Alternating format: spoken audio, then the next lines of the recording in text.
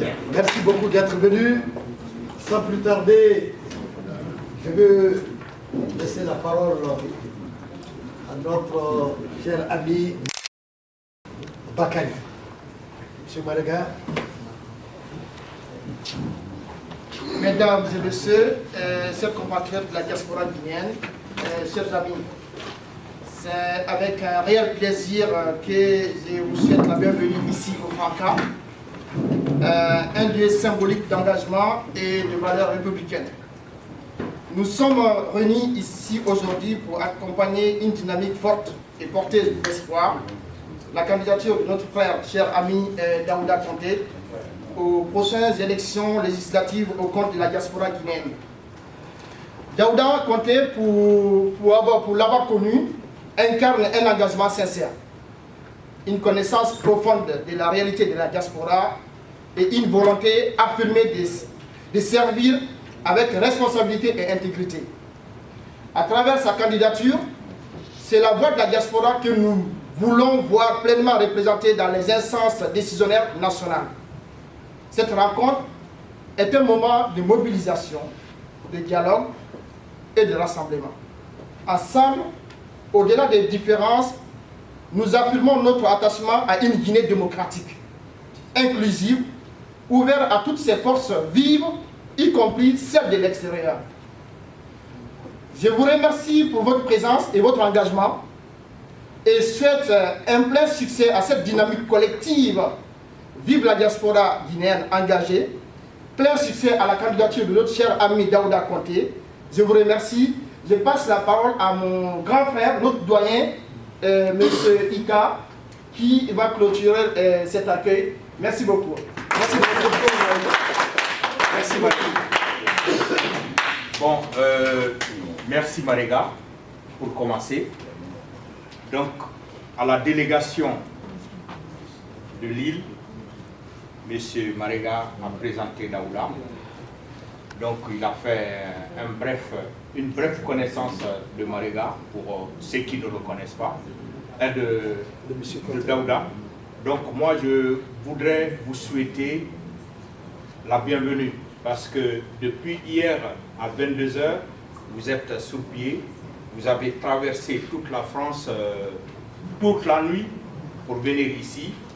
Et on se retrouve encore ici aujourd'hui pour voir Daouda dans l'œuvre.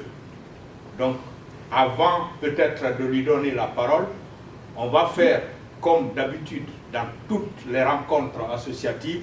Je pense qu'on doit faire le tour de table. Parce que moi, je connais certaines personnes ici, mais je ne connais pas tout le monde. Donc, des gens ne me connaissent pas. Marega, je vous le présente encore. Lui, c'est l'homme à tout faire à Nantes. C'est l'homme à tout faire. Tu peux lui demander aujourd'hui la salle, demain, il te trouve la salle. La magnifique salle où nous nous trouvons là, il est membre de Franca. Donc il a trouvé ça, même si vous sortez à la recherche des salles, mais lui, il en trouve. Quand il y a un décès ici, vous laissez Marega en faire. Il est comme Mungam à Lille. Parce que je sais, Mungam fait ses démarches comme ça. Donc Marega, applaudissez pour Marega. Voilà. Donc, pour ne pas trop parler, parce que le temps est très cher. Donc je voudrais que chacun se présente. Donc moi c'est Ibrahima Keita. Je suis membre de l'association des ressortissants de Kakandé. Je suis de Kakandé et membre de la Fagila. La Fagila, donc Fédération des associations guinéennes de Loire-Atlantique, j'en suis le secrétaire général. Donc Marega va se présenter et merci à vous. Et puis on va faire le tour de table. Merci. Bien, M. Marega. Merci. Alors moi je suis Marega Bakary. Je suis en France depuis maintenant 20 ans. 14 ans d'engagement au Franca, je suis élu au Franca ici. Le Franca, c'est une association d'éducation populaire qui est portée sur les valeurs d'engagement auprès des enfants et des jeunes. Donc, depuis 2007, on a créé un partenariat avec le ministère de la Jeunesse et de la Guinée pour former des jeunes Guinéens dans le domaine de BAFA, ici qu'on appelle CAFA. BAFA, brevet d'aptitude de fonction d'animateur en France, et CAFA en Guinée, certificat d'aptitude de fonction d'animateur, pour que les compétences, on puisse faire les transferts de compétences de la France en Guinée, pour animer les maisons des jeunes et les maisons des quartiers. Je suis aussi engagé auprès de l'association guinéenne et membre du réseau Atlantique Social Solidaire, fondateur de l'association des étudiants guinéens de Nantes en 2009 en Nantes. Je vous remercie. Binti Silla, je suis la secrétaire générale de Africa Culture à Lille, également membre de la FAG, je perds mes mots, et je suis dans la vie architecte, design d'intérieur à mon compte, et j'exerce en Guinée. Bonjour tout le monde, moi c'est M. Koufana Bangali, communément appelé Mazo Perrin. Je suis artiste chanteur. Je suis là aujourd'hui pour assister à la réunion de M. Daouda Konté, que je connais un peu et que je côtoie avec sa famille, qui est Ousmane Ossé, mon jeune frère, qui est aussi un promoteur en Guinée, que tout le monde connaît communément. Donc nous sommes ici pour ça. Merci beaucoup. Bonjour tout le monde, moi c'est M. Diallo Ousmane, et membre de Fragui Nord. Bonjour tout le monde, moi c'est Yansani Alkali. J'ai partagé le banc avec Daouda au lycée, et raison de ma présence ici. Bonjour tout le monde, moi je suis Yansani Amadou, je suis le frère Alkali, c'est lui qui m'a dit parler de l'association. Donc ça fait un plaisir de venir ici et puis participer à cet événement. Merci.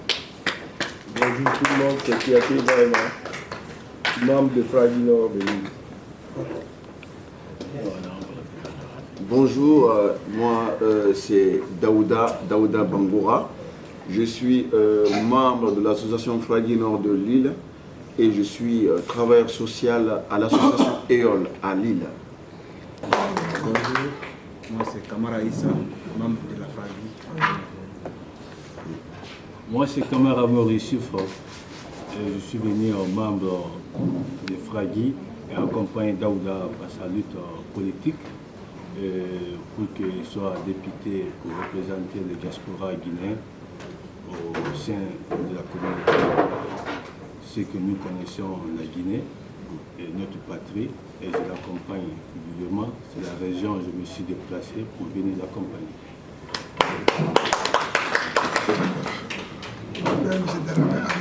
Membre de Fragui Nord de Lille.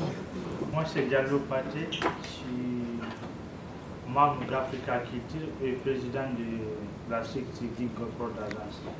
Et je suis venu soutenir notre futur député Daouda Konté. Bonjour, moi c'est Bangour Abdelkarim. Je suis là aujourd'hui pour accompagner FF pour ce combat patriotique qu'il est en train de mener.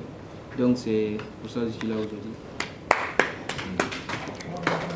Bonjour, c'est Kamara Lami, je suis membre de Fragui Nord.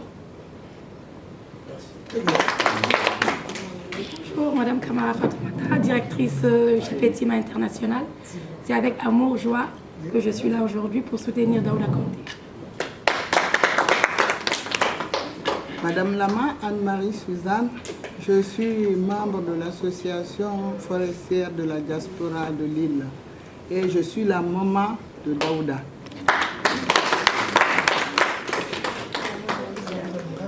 Je suis Sek Abdul Gadri Kamara. Ma présence ici aujourd'hui, c'est de soutenir mon candidat Daouda Konté. Moi c'est Kamara Mohamed Morgan, étudiant en faculté de médecine maïotique en licence 3. Et nous sommes là aujourd'hui pour accompagner notre très cher frère Daouda Konté dans le but de devenir un futur député de chaque. Bonjour tout le monde, moi je suis Dansoko Aminata, titulaire d'un diplôme en relations internationales à l'université de Séguen en Hongrie, en partenariat avec l'université d'Alexandrie en Égypte. Et j'ai été assistante commerciale du groupe Alpha Media pendant 8 ans, avant d'aller pour mes études en relations internationales. Et aujourd'hui, je suis membre de l'Africa Culture 224. Merci. Bonjour, je suis Mohamed Mansaré. Je viens de Brest. J'ai partagé le banc avec Daouda et en France je suis entrepreneur. Donc c'est un réel plaisir pour moi de venir le soutenir dans son projet futur. Merci. Bonjour, c'est M. Keïta Sekou.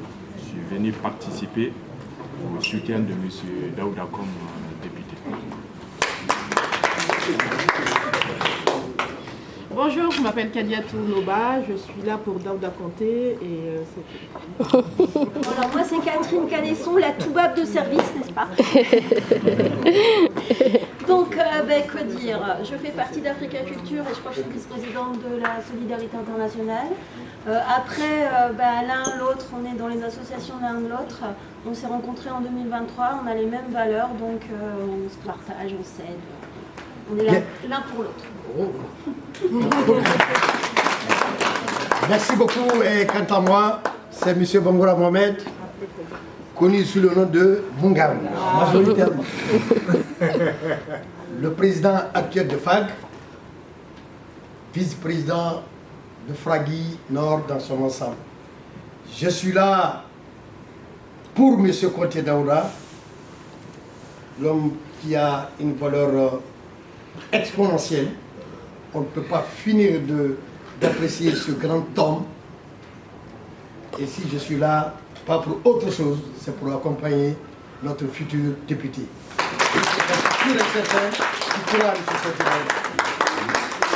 Beaucoup d'entre vous ont dû abandonner des activités personnelles, certains sont venus de loin, et ceux qui nous ont aussi accueillis ici, à savoir le frère Ika, notre ami Marega, merci à eux pour leur disponibilité et le temps consacré à l'organisation de cette rencontre. Avant de vous présenter le programme, je vais faire le devoir, comme à l'accoutumée, d'entamer par une allocution de circonstances qui va revenir sur l'essentiel, et puis après, on rentrera dans le vif du sujet par une présentation beaucoup plus explicite du programme qui fait aujourd'hui l'objet de notre rencontre pour la députation au plan de la circonscription des Guinéens de la diaspora de l'Europe. Mes frères, mes sœurs de Nantes et d'ailleurs, quelle joie de vous retrouver ici ce 7 février. Il y a peu, nous lancions ce grand mouvement à Lille, ma ville d'accueil, là où tout a commencé. Aujourd'hui, cette flamme de l'engagement nous amène ici, dans la cité des Ducs, parce que le renouveau de la Guinée ne peut se faire sans la force vibrante de la diaspora guinéenne de Nantes. Et ce n'est que le début. Après Nantes, notre message de dignité et d'action résonnera dans d'autres villes de l'Europe, à Lyon, à Paris, à Bruxelles et partout où bat le cœur d'un Guinéen jusqu'à l'heure des votes. Nous ne faisons pas qu'une campagne, nous dessinons une nouvelle géographie de la citoyenneté. Si j'aspire aujourd'hui à vous représenter lors des prochaines élections législatives, ce n'est pas par ambition personnelle, c'est par devoir. Le nouveau cycle qui commence à Conakry a besoin d'un relais puissant, crédible et compétent ici en Europe. Nous ne pouvons plus nous contenter d'être des simples spectateurs ou des commentateurs de la vie politique. Nous devons être des acteurs en s'inscrivant dans la continuité et la pérennisation des dynamiques que nous avons toujours défendues dans l'intérêt de nos concitoyens de la diaspora, ici en Europe. Ma vision est celle d'un pont entre l'expertise de notre diaspora et les ambitions de développement de notre cher pays. Vous le savez, que j'apporte beaucoup d'importance et une sacralité à la concertation. C'est pourquoi ce programme, la diaspora au cœur de la refondation, n'est pas un document fermé, mais c'est une matière vivante. Il est né de nos échanges, de nos frustrations longtemps contenues, mais surtout de nos solutions. Je ne veux pas être le candidat d'un test, je veux être le candidat de votre réalité. De Lille à Bruxelles, je récolte vos aspirations pour que notre voix, demain, porte enfin à l'Assemblée nationale. Notre engagement repose sur des piliers clairs, la légitimité et la transparence. Construire une représentation qui vous ressemble et qui vous rend les comptes. Le renouveau démocratique, apporter la rigueur et l'expertise de la diaspora au sein de l'Assemblée nationale. L'action et la proposition, transformer notre force économique en un new deal immobilier et sécuriser les investissements de nos compatriotes à l'étranger. Mes chers amis, chers concitoyens, chers frères et sœurs, ce dimanche 7 février marque une date clé. Nous ne sommes pas dans un meeting classique. Nous préparons un projet historique. Une diaspora forte, une voix qui compte et surtout le chemin vers l'hémicycle se poursuit ici, dans cette magnifique ville nantaise, par votre mobilisation, vos encouragements et vos soutiens respectifs.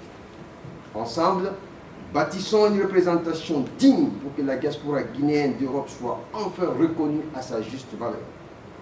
Vive la Guinée, vive la diaspora, et je vous remercie.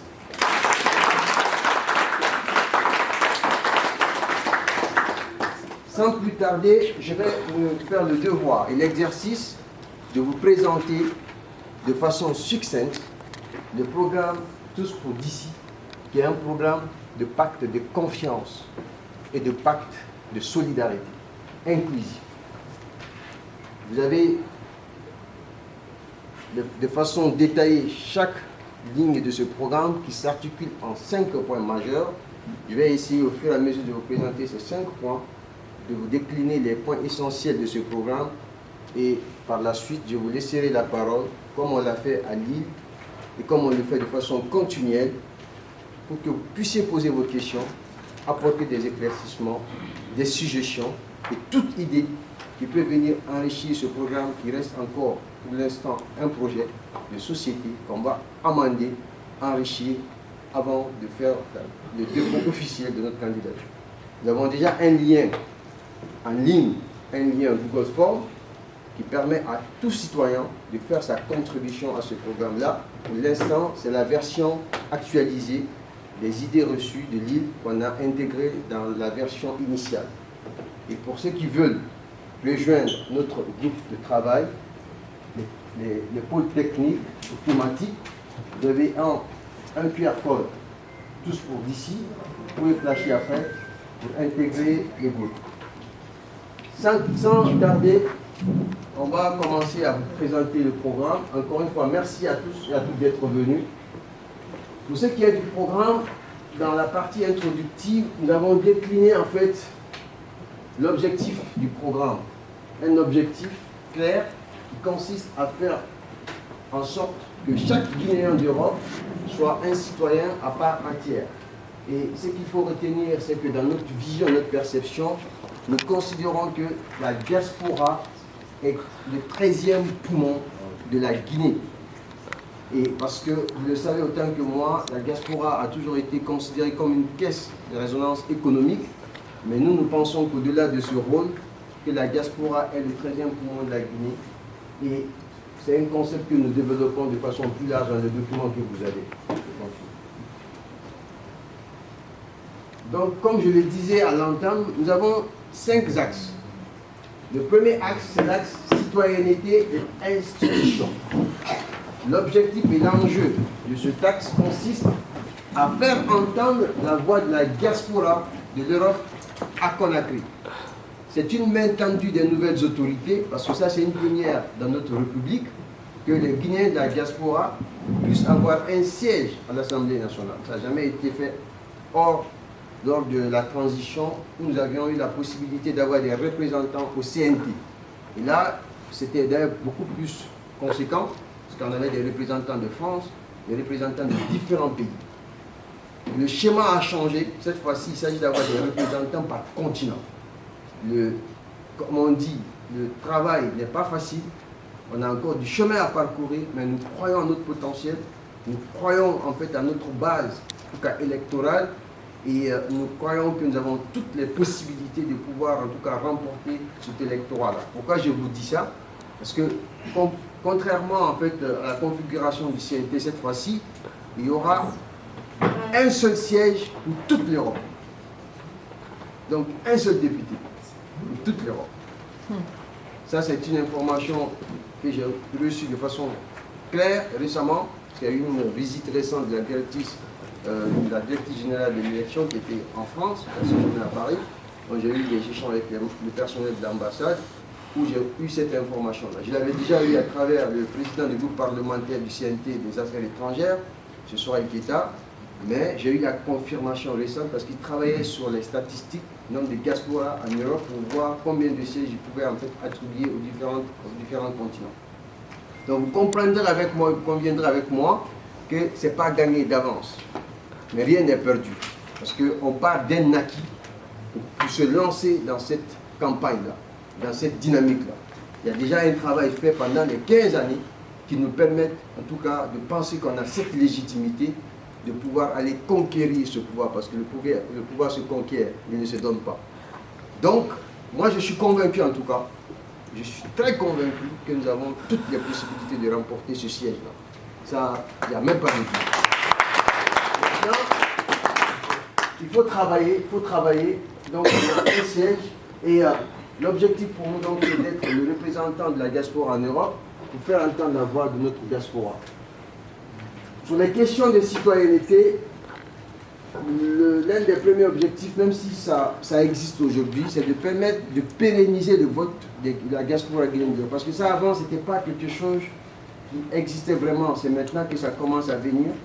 C'est le fruit de plusieurs années de combat des acteurs de la société civile, de différentes villes, de différents pays, qui ont demandé, qui ont fait des plaidoyers aux autorités pour permettre à nos concitoyens qui ne sont pas des citoyens de seconde zone, comme je l'ai dit, qui sont des citoyens à part entière, afin qu'on puisse aussi exprimer notre droit, c'est-à-dire citoyen, notre droit par le vote.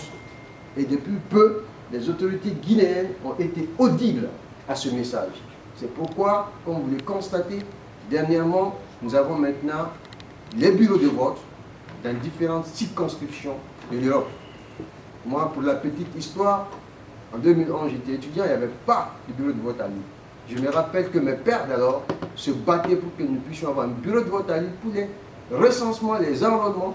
Et ce n'est qu'en 2000, je crois, lors de l'enrôlement des législatives dernières sous Alpha Condé, on a eu la première fois la possibilité d'avoir un bureau à Lille pour l'enrôlement. Cela s'est pérennisé aujourd'hui par la grâce de Dieu. Les Guinéens de Lille, pour la toute première fois, ont pu exprimer leurs devoirs citoyens lors du référendum de 2025 et aussi lors de l'élection présidentielle de janvier 2026. Pour moi, c'est quand même quelque chose de considérable et cela s'est déployé dans différentes villes de la France.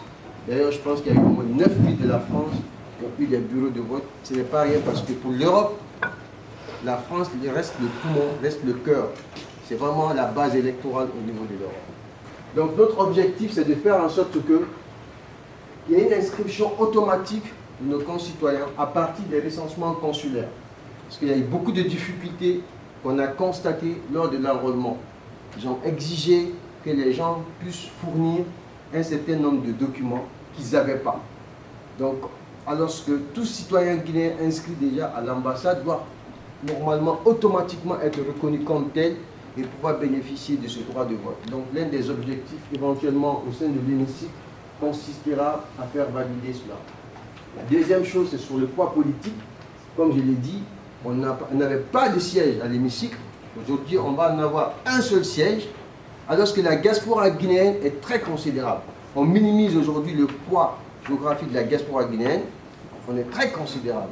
On considère qu'il y en a 3 millions, alors que ce n'est pas le cas. Il y a plus. Il y en a plus. Donc l'objectif, c'est comment passer de 1 siège pour l'Europe à 2, à 3, à 4, à 5 sièges éventuellement. Tout ça là, ça va faire partie de notre programme. Il y a une institution qui a été mise en place récemment, depuis l'avènement du CNRD, qu'on appelle le Haut Conseil des Guinéens de l'étranger. Malheureusement, ce Haut Conseil, c'est une institution qui est vide. C'est une coquille vide en fait. Pourquoi? Parce que on a mis en place le conseil au niveau diasporique, donc à l'international, et il y a des conseils, il y a des démembrements de conseils qui existent partout en Europe. Mais ce n'est pas une structure qui a les moyens de sa politique. Elle existe, mais elle n'a aucun moyen. Ce qui fait qu'aujourd'hui, sur le terrain, les associations traditionnelles ont plus de poids que le Haut Conseil. Même si l'État essaie plus ou moins de les faire, en tout cas de faire en sorte de les imposer. Mais vous savez, souvent on dit que c'est le terrain qui commande.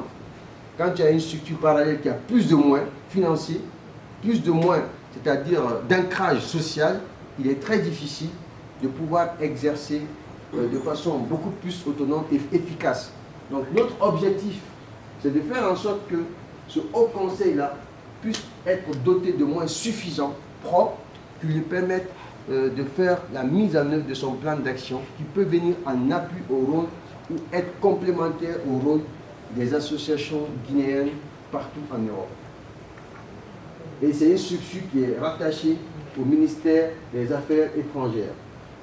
Sur ce texte de la priorité 1, nous allons aussi travailler sur la proximité. Il ne s'agit pas pour nous seulement d'être élus, mais il s'agit pour nous de nous inscrire dans une dynamique d'écoute continuelle. Pour cela, on va faire en sorte d'avoir des assistants parlementaires qui fassent le pont entre la Guinée et l'Europe pour être à l'écoute de nos concitoyens et pour pouvoir continuer à non seulement recueillir les difficultés et à enrichir les différents projets, les différentes actions que nous voulons porter au niveau, c'est-à-dire étatique. Donc voilà, sur ce premier axe, de façon synthétique, les différents axes sur lesquels nous souhaitons intervenir sur la partie citoyenneté et institution. Au-delà de l'axe citoyenneté et institution, notre deuxième priorité va être axée sur l'économie et l'immobilier. On appelait ça le New Deal immobilier. Vous savez autant que moi que la diaspora guinéenne constitue le premier bailleur. L'apport de la diaspora dépasse de loin l'aide publique au développement. Je ne vous l'apprends pas, ce n'est pas un secret de polichinelle. L'enjeu sur ce axe-là va consister à sécuriser à la fois nos patrimoines, mais aussi nos projets. Tous ici, en tant que nous sommes, en tout cas pour ceux qui investissent, nous nous posons souvent des questions de la façon dont on peut sécuriser notre investissement au pays. Notre patrimoine, que ce soit le patrimoine immobilier ou bien dans d'autres, en tout cas, secteurs d'investissement en Guinée. L'objectif ici, dans un premier temps, c'est de travailler sur l'axe du foncier social.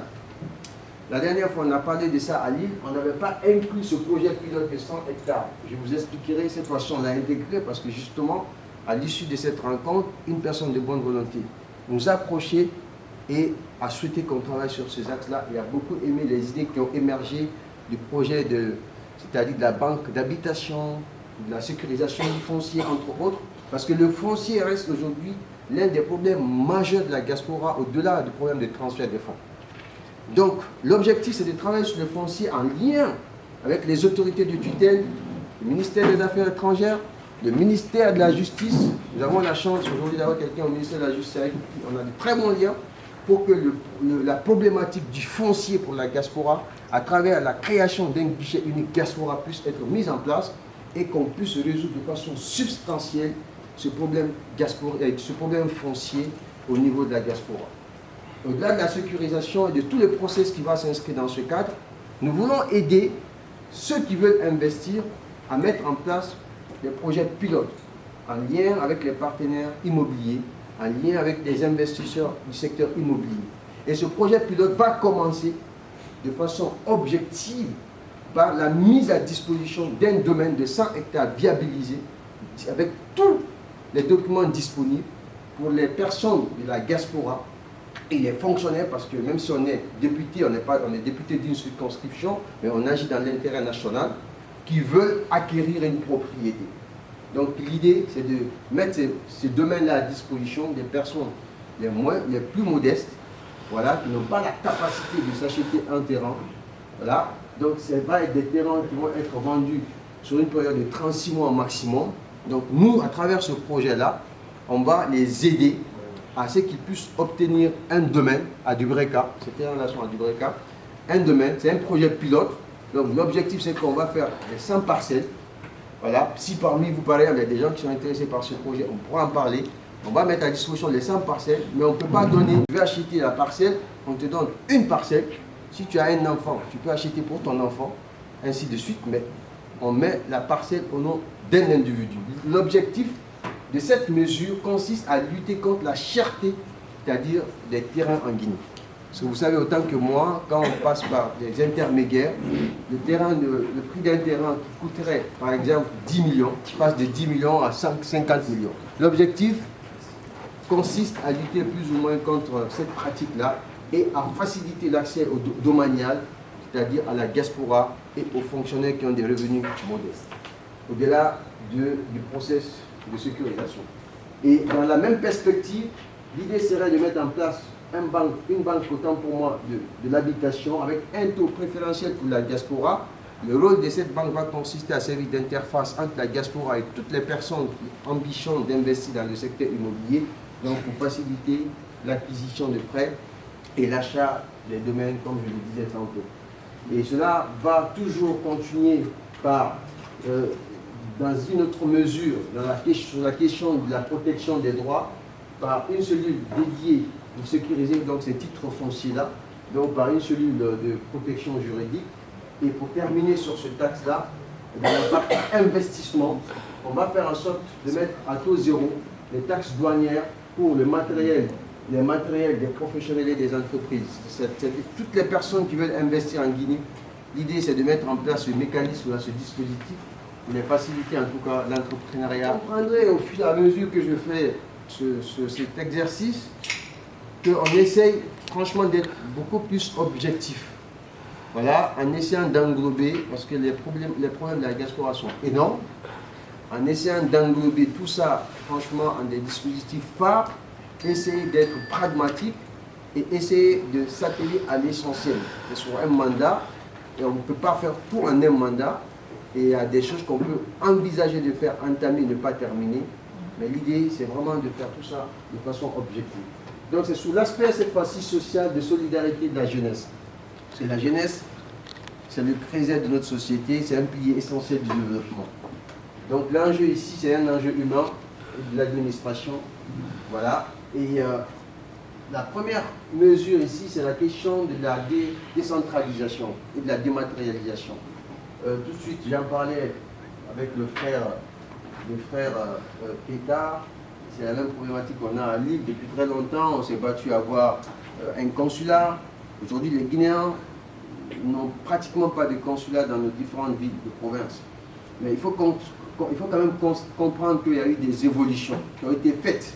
Parce qu'avant, il n'y avait pas la possibilité de faire des démarches en ligne. Aujourd'hui, avec les plaidoyers, avec le combat des acteurs associatifs et avec l'effort des autorités, on a la possibilité d'être à Lille, de faire un document et de recevoir chez soi. C'est quand même une avancée. Mais il y a encore beaucoup de travail à faire en ce sens.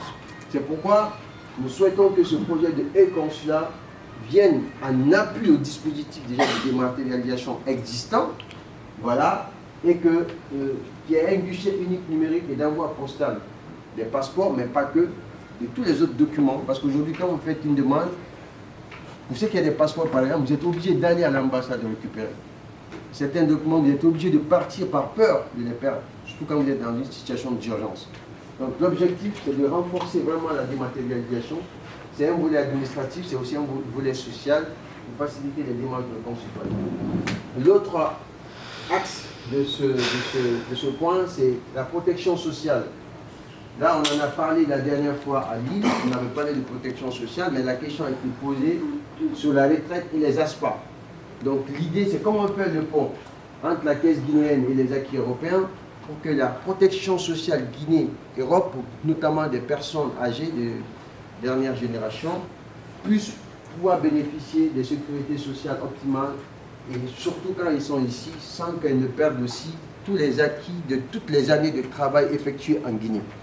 Donc c'est ça en fait la nuance. Ceux qui ne comprennent pas, vous pouvez poser des questions, on développera. Sur la question jeunesse et étudiants, l'idée c'est d'avoir une structure d'accueil et d'aide au changement de statut. Nous savons que les associations jouent un rôle de premier plan pour ce qui est de l'accueil des primo-arrivants. Les associations étudiantes notamment accompagnent les jeunes dans ce sens. Nous, notre objectif, c'est a posteriori. C'est comment aider ces étudiants, une fois qu'ils auront fini leur cursus, avec toutes les difficultés, tracasseries administratives qu'ils rencontrent. Ça a été aussi une proposition d'un étudiant lors de la rencontre de Lille, parce que ce n'était pas intégré dans le programme.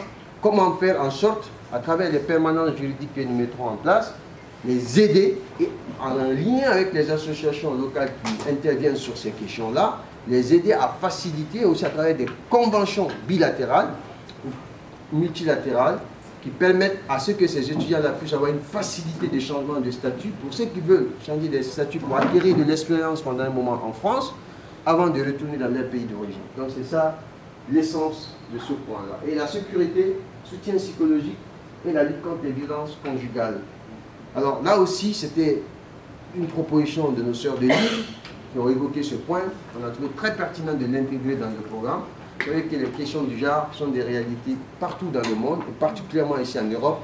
Donc l'idée, c'est comment mettre en place des mécanismes qui permettent de lutter contre ce phénomène de violence basée sur le genre. Quatrième priorité. Sur la quatrième priorité, ça porte sur la culture et le rayonnement à l'international. L'enjeu ici, c'est de transmettre l'identité aux nouvelles générations. Ceux qui me connaissent un peu savent l'importance que j'accorde à la culture. Je suis à la fois une personne très éprise de la culture, autant que pour la justice, mais très éprise aussi pour la culture. Et c'est ce qui fait que depuis des années, particulièrement depuis 2009, pour être précis, je suis dans le monde culturel. J'ai essayé de faire, en ma modeste façon, la promotion de notre patrimoine culturel de plusieurs manières, depuis le lycée, à l'organisation des événements culturels, entre autres. Et depuis que je suis en France, j'essaye chaque année de faire venir, de donner l'opportunité aux acteurs de la chaîne culturelle à venir ici en France, faire des activités culturelles, que ce soit des journalistes culturels, que ce soit des artistes, entre autres, et à faire venir ici en France, découvrir, créer un brassage culturel, créer des opportunités entre les artistes ici par des projets comme Musiciens Citoyens, qu'on a réalisé avec des partenaires français, avec le financement du ministère de la Jeunesse. Donc on essaie de faire en sorte que notre culture rayonne, parce que la culture est un vecteur important de rayonnement à l'international. Donc dans le cadre du programme Tous d'ici ensemble pour la diaspora, nous avons pensé qu'il faut mettre en place des financements pour tout ce qui concerne les cours de langue nationale.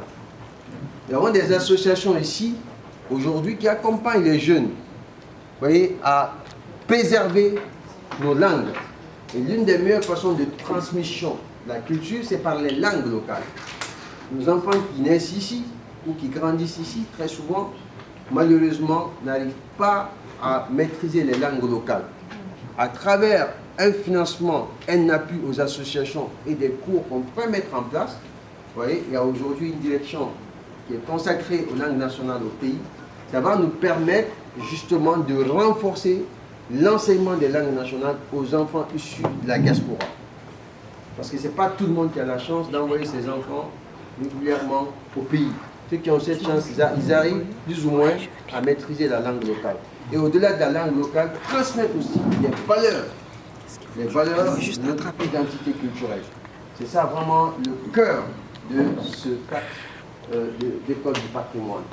Sur la diplomatie culturelle, l'idée consiste d'abord à pérenniser un certain nombre d'événements majeurs, mais aussi d'événements culturels considérés comme tels, identifiés comme tels, comme le festival Nimba. J'ai cité le festival Nimba parce que c'est un événement que j'organise, que je connais depuis maintenant 4 ans. Il y a d'autres festivals, Panaf, que je connais, Urban Midwest, entre autres. Il y a d'autres acteurs culturels qui ne font pas des festivals, mais qui font des activités culturelles d'impact majeur pour notre culture. Et au-delà de cela, c'est d'identifier aussi des ambassadeurs itinérants de la culture au niveau de la diaspora, qui ont une certaine renommée, une certaine, si vous voulez, légitimité de par leur parcours, de par leur engagement, pour qu'elles puissent être des porte-voix et des porte-flambeaux de notre identité culturelle, que ce soit par la langue, que ce soit par l'artisanat, que ce soit par tout autre moyen qui peut être en tout cas considéré comme un moyen de transmission de notre culture et en lien avec les consuls honoraires et les consulats plutôt. L'autre aspect, c'est le tourisme de retour. Sur la partie tourisme de retour, l'idée, ça s'inscrit dans le même ordre que l'école du patrimoine, c'est de permettre aux enfants issus d'immigration ou à un public étranger qui veut découvrir la Guinée, mais particulièrement aux enfants issus de la diaspora, d'avoir accès à des passes découvertes. Ces passes découvertes en lien avec le ministère des Transports, les différentes agences de voyage et les ambassades, la coopération internationale, c'est de permettre en fait à ces enfants-là d'aller découvrir le pays à des coûts accessibles, hein, en lien avec l'Office national du tourisme, de sorte à ce qu'ils puissent découvrir les merveilles touristiques de la Guinée, mais à des coûts accessibles.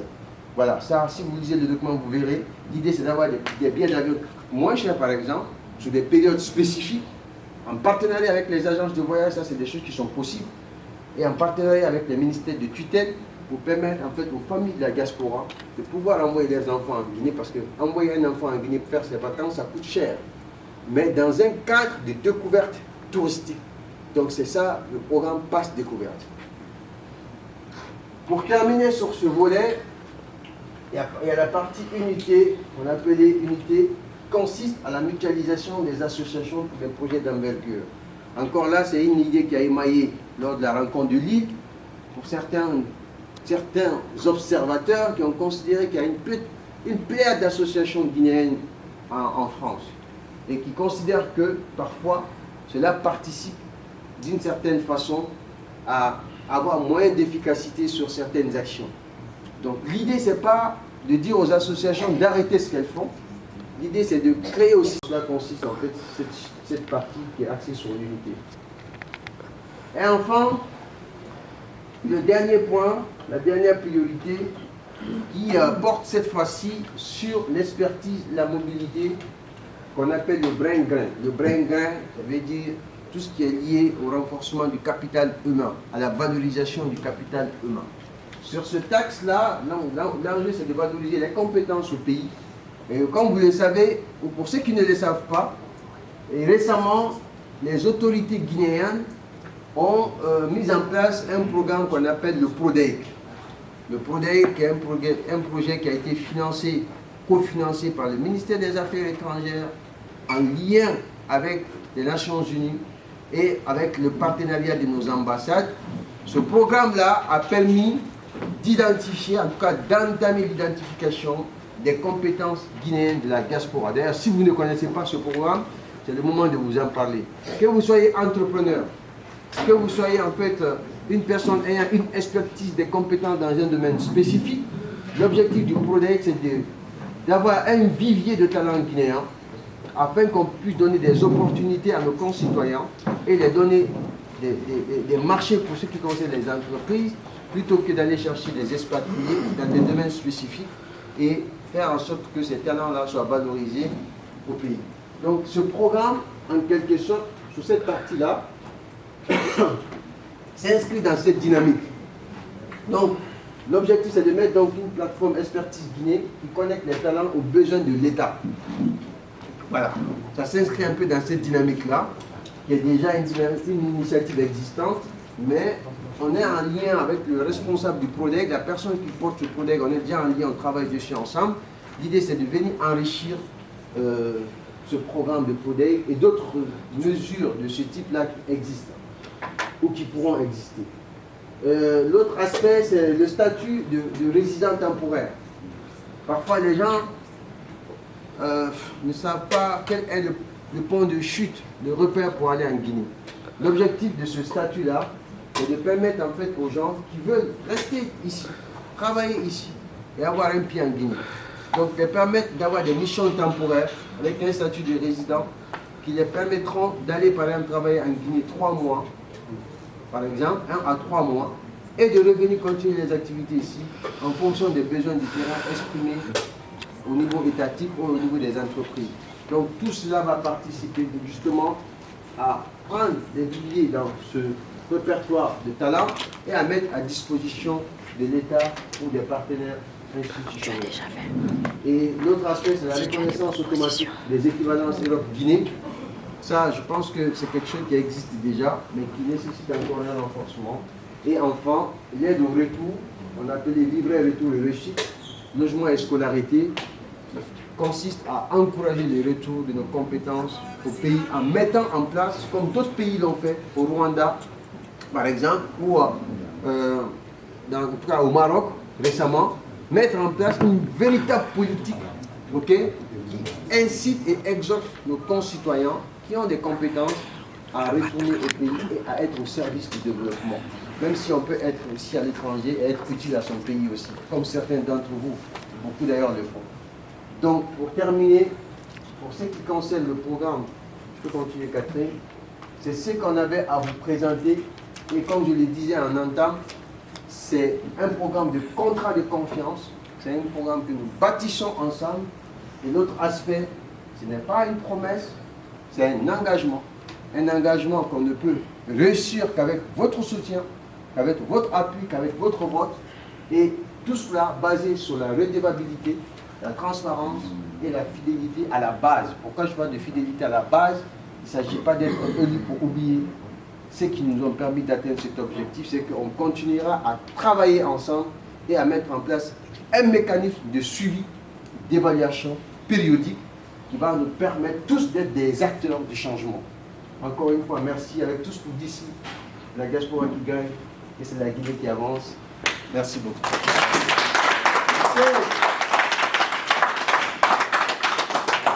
Et voilà. Bon, donc, comme disait Daouda, maintenant place à vos questions, à vos suggestions. Donc on va peut-être donner la parole d'abord à pas les Lillois, qui sont déjà beaucoup exprimés. Donc à vous les autres, allez-y, il est là pour ça. Moi je suis Seydou Bari, basé à Nantes. Je suis ingénieur logiciel. J'aurais une question sur le point des étudiants et le changement de statut. J'imagine que vous avez déjà travaillé là-dessus. Et est-ce qu'on peut avoir ici un exemple déjà d'action que vous pensez mettre en place pour cet accompagnement de ces jeunes étudiants dans le cadre de leur changement de statut? Parce qu'il y en a plein qui sont dans la situation. Et c'est un sujet, aujourd'hui on en parle partout. C'est la première fois que je vois une personne engagée parler de ce sujet. Donc j'aimerais bien avoir un exemple d'action que vous avez déjà prévu dans ce cadre-là. Voilà. Merci. Ok, monsieur Barry, c'est ça? Oui. Okay. Moi, j'ai une autre question. Ah, il y a une deuxième question là. Alors, merci pour cette brillante présentation du programme de notre candidat DC, Daouda Conté. Moi, la question rejoint un peu ce que M. Barry vient de dire sur les étudiants et la question de la santé mentale des jeunes. Parce que souvent, c'est des trucs qu'on n'aborde pas. Beaucoup de jeunes étudiants qui arrivent à Nantes, y compris étudiants ou demandeurs d'asile, ils sont sujets à beaucoup de questions de santé mentale. Parce que quand on quitte chez nous, on a cette idée de l'Eldorado de l'Europe. Et une fois sur le terrain, on déchante facilement. Et moi qui ai une association, Réseau Atlantique Social et Solidaire, qui accompagne les jeunes migrants guinéens à Nantes, aujourd'hui, les Guinéens représentent presque la moitié de la diaspora subsaharienne au niveau du département, c'est-à-dire des Loire-Atlantique. On est les plus nombreux. Et quand on prend l'aspect mineur non accompagné qu'on appelle les MNA, les Guinéens sont les premiers. Donc il n'y a pas de guerre chez nous. Donc la question migratoire, c'est une question qui est très sensible, qui fait très à un prisme lié à la santé mentale des jeunes, y compris au niveau des jeunes demandeurs d'asile qui traversent la Méditerranée, mais également des jeunes qui viennent en tant qu'étudiants qui, par la charge d'études ou de travail, ne tiennent plus. Donc, qu'est-ce que notre candidat propose dans ce sens-là, qui est un sujet crucial pour nous, acteurs de la société civile et engagés dans le mouvement associatif.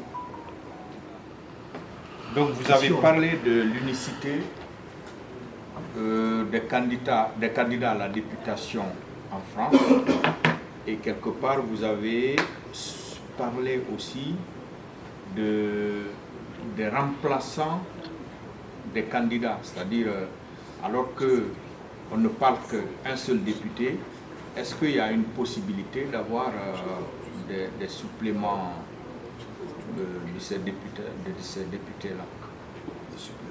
Voilà, le supplément. C'est pas...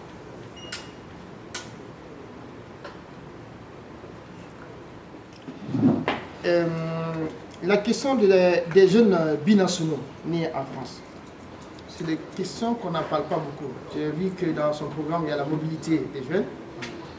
Comment on fait aujourd'hui nos jeunes qui sont nés ici, de la 3e ou 4e génération, comment on fait aujourd'hui pour les permettre de faire une connexion à leur pays d'origine et de renouer à cette compétence aujourd'hui qui sont nés des parents guinéens, mais qui ne connaissent ni la Guinée et qui ont envie de mettre leur service au niveau de la Guinée.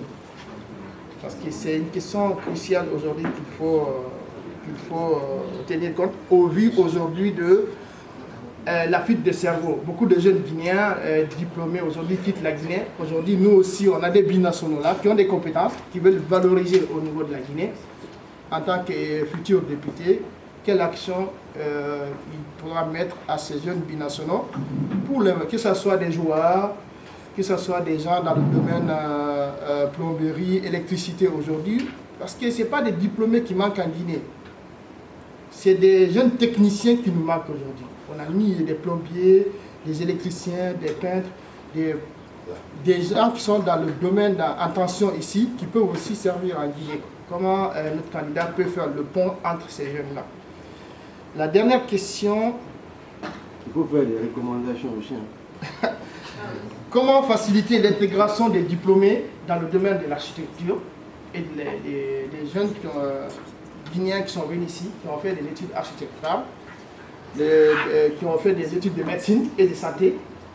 Aujourd'hui, pour intégrer directement l'ordre des architectes, c'est tout un tas de bataillements. Je vous dis ça parce que moi, ma femme, elle est la première diplômée de l'école d'architecture de Nantes ici.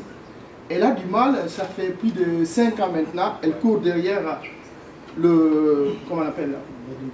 les administrations guinéennes pour intégrer l'ordre des architectures en Guinée. Impossible quoi. Et on lui demande des tas de paperasses qu'elle ramène, mais à chaque fois il y a blocus quoi. J'ai un autre exemple, un ami qui est pneumologue ici, qui est parti en Guinée, il a fini, il est parti en Guinée, il n'a pas pu intégrer l'ordre des médecins.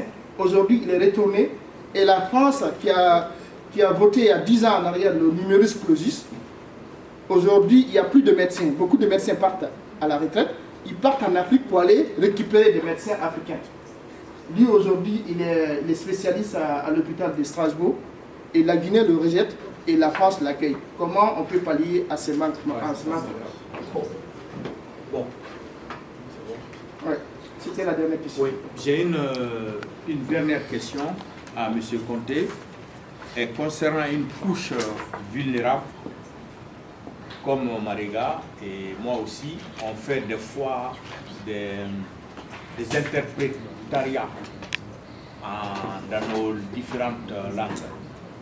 Donc là, la couche qui est oubliée ici dans ce document, c'est la couche vulnérable là, des femmes guinéennes qui la plupart du temps se voient retirer leurs enfants. Tu peux voir. Des fois, j'aime bien débattre derrière cette présentation que tu viens de faire. Bien sûr que je suis dans ton camp, je te soutiens, mais des fois, dans ces débats, je m'oppose à certaines idées et j'aimerais bien aussi comprendre réellement certaines situations qui peuvent être considérées non seulement pour nous, en tant qu'acteurs civils, acteurs de la société civile. Tu as parlé dans ton dans ta présentation, je veux un peu toucher la partie peut-être qui va être sensible pour nous, surtout les jeunes étrangers qui sont en prison, des jeunes étrangers. Aujourd'hui, ils sont touchés beaucoup sur, non seulement sur les droits humains, et aussi sur leur intégration ici en France. Je pense que dans ces situations-là, l'ambassade a un premier rôle de pouvoir accompagner, assister, aller vers ces personnes qui sont oubliées en prison.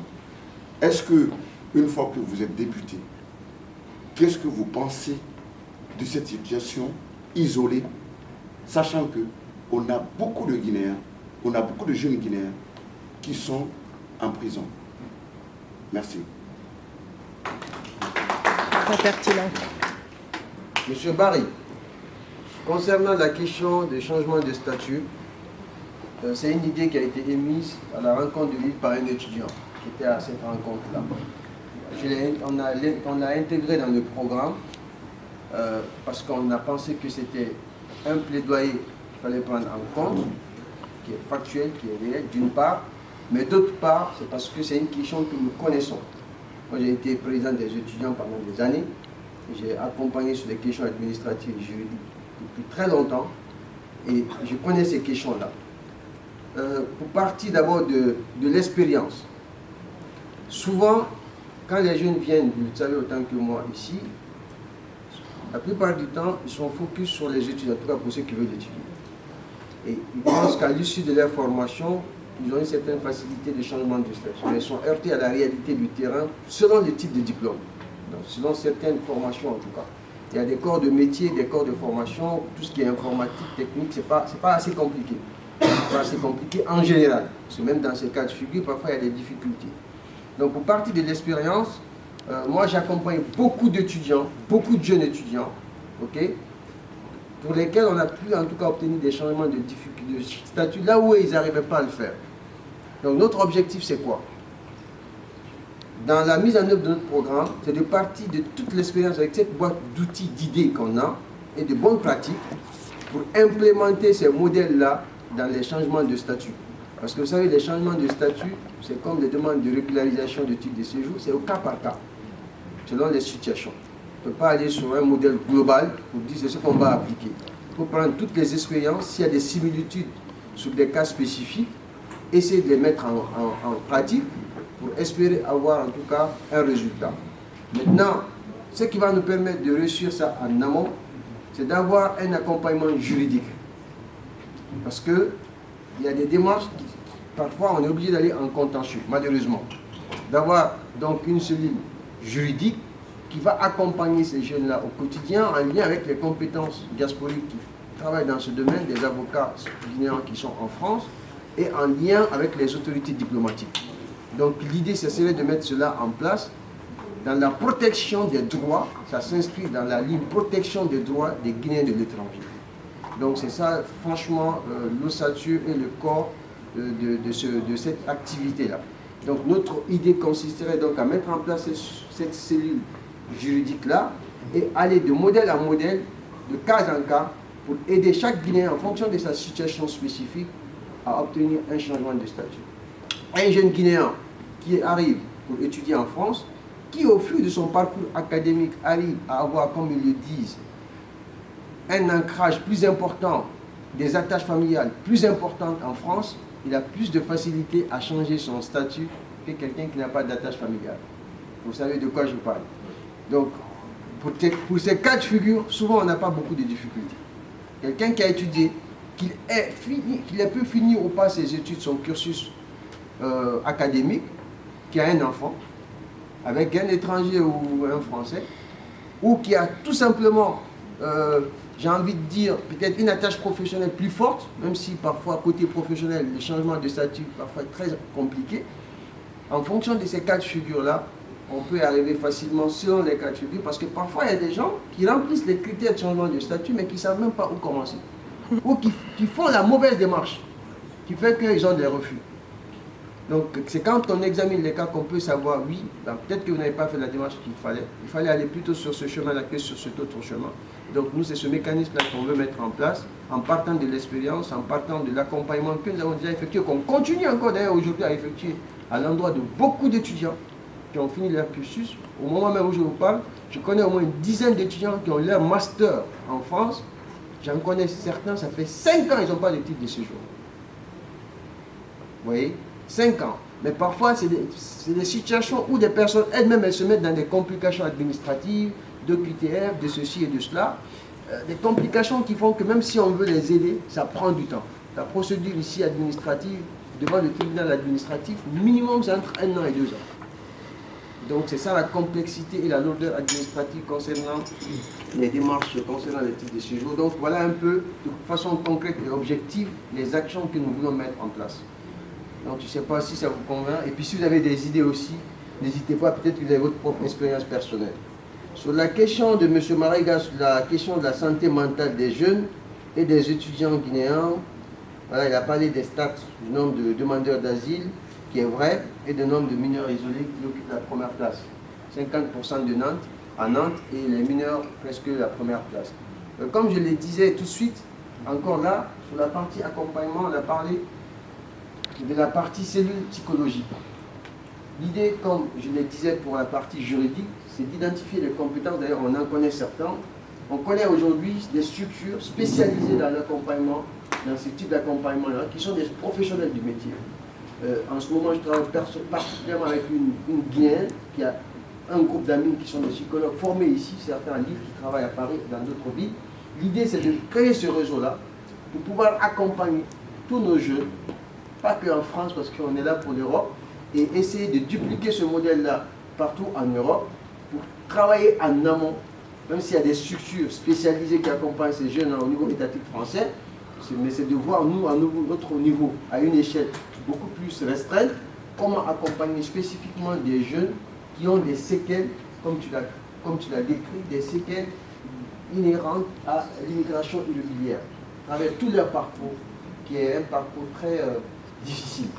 Donc, l'objectif, c'est de mettre en place cette cellule de veille psychologique, ça je l'ai dit dans le programme, qui va nous permettre d'identifier les besoins, de voir comment, de bout en bout, accompagner ces jeunes-là, de sorte à ce qu'ils prennent confiance en eux, qu'ils puissent en tout cas atténuer les douleurs de leur parcours migratoire et qu'ils puissent s'intégrer facilement en France, de sorte à ce qu'ils puissent trouver leur place et à ce qu'ils puissent s'émanciper pour vivre de façon digne et surtout les permettre aussi de protéger leurs droits en France.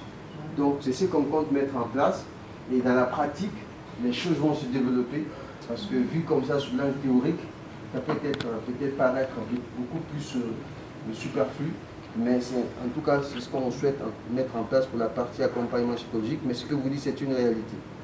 Et sur la partie, sur les suppléants, oui, il y a la possibilité, d'ailleurs c'est une obligation légale. Quand on est député d'une circonscription, c'est obligatoire de désigner un suppléant.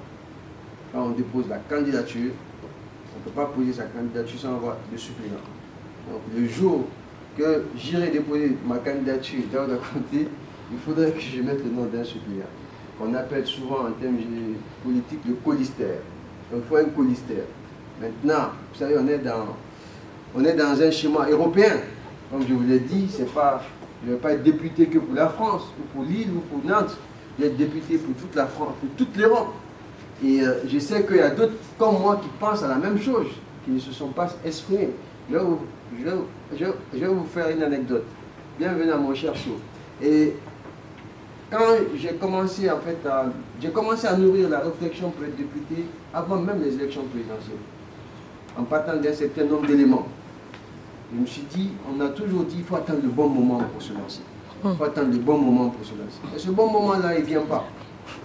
Est-ce qu'il faut attendre encore que les 7 ans-là passent pour être utile? Et personnellement, je m'étais dit que si je vais aller en Guinée, je préfère aller par la voie électorale que par la voie nominative de décret. C'est là que je me suis dit, là, les ingrédients sont réunis pour pouvoir gagner. Pourquoi ne pas y aller maintenant? Vous comprenez? J'ai commencé à en parler. Il y a certaines personnes auxquelles j'avais en parlé hier, dans certaines villes. On avait récemment une réunion. qui ont commencé à se positionner pour être députés. Vous comprenez? Qui n'avaient aucunement ce projet-là, parce que j'ai dit je vais être député. Bon, j'ai besoin de parler, là, je vous ai appelé à Nantes. Je vous ai dit, aidez-moi, vous avez fait ce que vous pouvez. Après, demain, je vous appelle, vous me dites, bon, moi aussi, finalement, je vais être député. Vous comprenez? C'est ce qui se passe aujourd'hui dans certaines villes. Mais on est en démocratie, on ne peut pas les en vouloir. Non. Chacun, en fait, a ses ambitions et les moyens de ses ambitions. Moi, quand c'est comme ça, j'observe, je regarde, je dis rien, je continue mon chemin. Mais je sais ce que je fais et je sais que je ne le fais pas seul. Vous voyez? Maintenant, au moment venu, tout est politique. Aujourd'hui, je sais qu'à l'échelle, comme on appelle la diaspora en Europe, pour l'instant, je dis bien pour l'instant, je ne connais pas d'autres candidats. Ça ne veut pas dire qu'il ne peut pas en avoir. Voilà, je ne savais pas qu'il ne peut pas en avoir. Maintenant, pour ce qui est du choix de mon colistaire, ça, c'est à moi de décider avec la base. De dire, bon, voilà les personnes qui, plus ou moins, veulent être colistaires, et de dire, bon, voilà les personnes qu'on peut positionner. Vous comprenez? Donc, pour l'instant, pour être honnête avec vous, j'ai même des personnes, aujourd'hui, haut placées, qui m'ont contacté pour me proposer des colistaires. J'ai dit, je prends acte. Voilà. Donc j'ai dit je prends acte. Donc je suis à ce stade-là par rapport à cette question, mais c'est une obligation. Pourquoi? Parce qu'il peut arriver pendant cette candidature un problème. Je peux tomber malade, on ne sait jamais. Et je peux être en incapacité, comme ça a été le cas par exemple pour Sonko. Hein? Même si c'était la présidence, je peux être en incapacité de ne plus continuer pour une raison X ou Y. Vous savez, même pour les municipales ici, souvent il y a des suppléants. En Guinée c'est pareil. Donc l'objectif d'avoir un colistaire, c'est une obligation légale et on le mettra au moment venu, on est obligé de désigner en fait la personne qu'il faut pour ça. Mais il n'y a pas de... Après, ce que j'ai oublié de dire aussi, il y a les assistants parlementaires, les collaborateurs parlementaires. Ça, j'en ai parlé. Ça, c'est un rôle important, crucial. Ça, on peut en avoir autant. On peut avoir des collaborateurs parlementaires autant, en fonction de nos moyens. Parce que ce n'est pas du bénévolat. Là, on est dans un truc sérieux, structuré. Vous voyez? En Guinée, le nombre est défini, mais selon la vision qu'on se fait, en tout cas moi, selon la déclinaison du programme que j'ai, qu'on vient de présenter, l'objectif c'est d'avoir au moins, peut-être, on ne dira pas dans toutes les villes, mais au moins dans chaque pays, 1 à 2 collaborateurs qui peuvent travailler avec nous en lien avec les points focaux dans les différentes villes. Ça, on peut avoir autant parce que ça s'inscrit justement dans la continuité du suivi et de l'évaluation du programme que je viens de vous dire. Si on n'a pas de collaborateurs qui peuvent être les oreilles, les yeux et les mains, le député seul ne peut pas être partout. C'est impossible.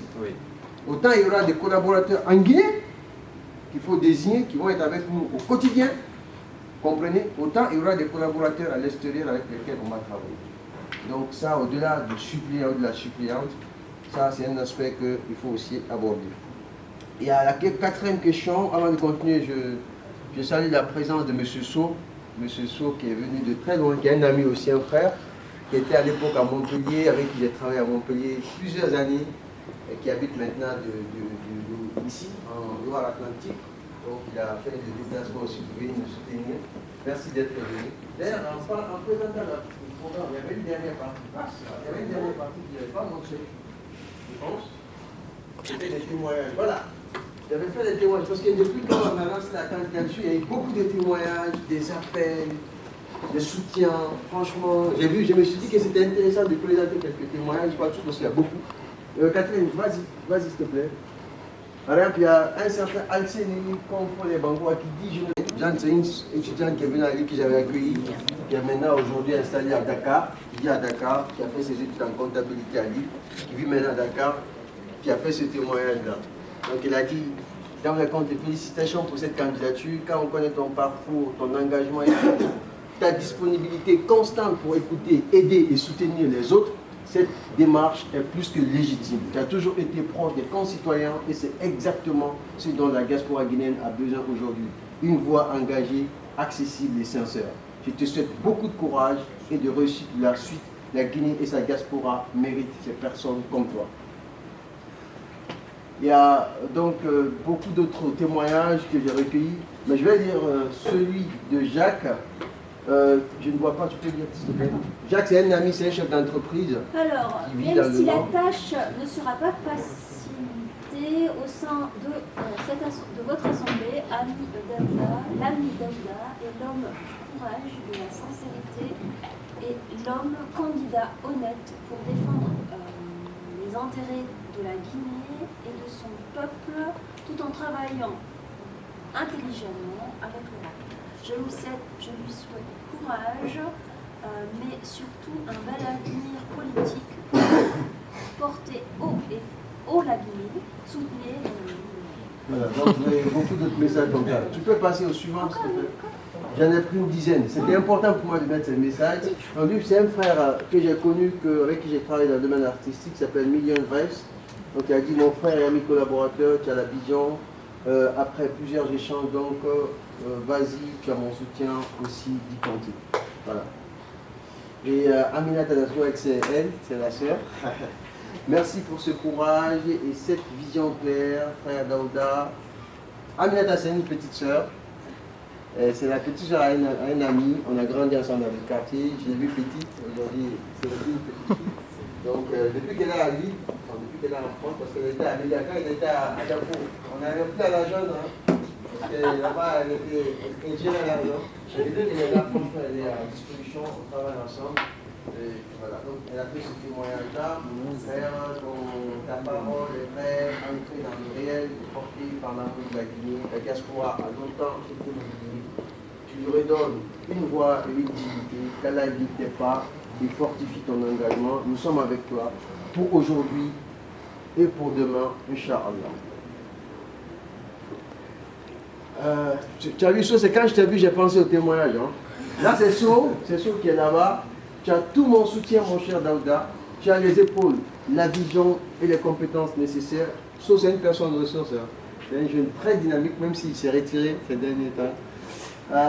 Pour apporter de nombreuses... Quand on a eu le programme avec l'Élysée, c'était quoi le sommet qu'on avait à Montpellier à l'époque? Afrique-France. Donc, So était franchement l'un des artisans de ce programme. Et Montpellier, c'est lui qui nous avait accueillis. Donc on avait été avec François Hollande, c'était quoi, Macron, hein? Avec Macron, les membres de l'Élysée, avec plusieurs personnalités à l'époque. Ali Ouba, justement. Donc il était très très dynamique, il était le président de l'association des Guinéens et Amis de Montpellier, un truc comme ça. Donc pour apporter de nombreuses belles choses à nos compatriotes de la diaspora et à notre pays. Bango Akarim, il est là aussi, c'est un frère. Je n'arrive pas à lire, tu peux dire ce que Bonsoir honorable. Je ferai partie de l'équipe de campagne, Inch'Allah. Vous avez tous nos soutiens, peut-être même celui de Nantes. On ira ensemble, Inch'Allah. Et il est là. Merci beaucoup, Karen. Merci beaucoup. Il est venu, il a beaucoup soutenu. Donc, elle, c'est Mimi Bangoura. Mimi, quand j'étais président des étudiants, elle était ma trésorière. Après, elle a été ma présidente. Elle a étudié aussi à Lille. Elle est informaticienne. Donc, il dit quel beau parcours. Je ne doute point de la réussite dans cette nouvelle aventure. Binti, Silla, c'est elle. C'est notre Binti qui est là-bas. Donc, qui est une sœur. Ensemble, bâtissons la Guinée de demain. Merci beaucoup, Binti. Donc, Binti aussi, comme certains d'entre vous, on se connaît depuis un moment à Lille. On travaille beaucoup ensemble. Et voilà.